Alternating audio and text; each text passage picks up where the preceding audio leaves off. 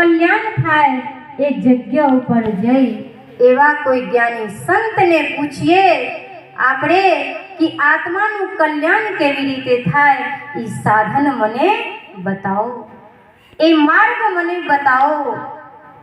કારણ કે આપણી જે શક્તિ છે એ કેવલ માયામાં જ વાપરીએ છીએ, પણ પરમાત્મા જે શક્તિ આપણને આપ્યું છે એ ઈશ્વર ભજન કરવા માટે આપ્યું છે।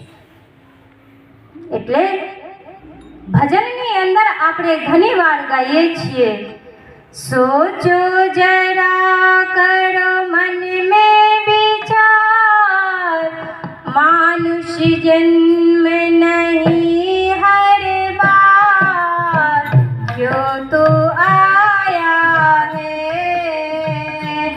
इस संसार में।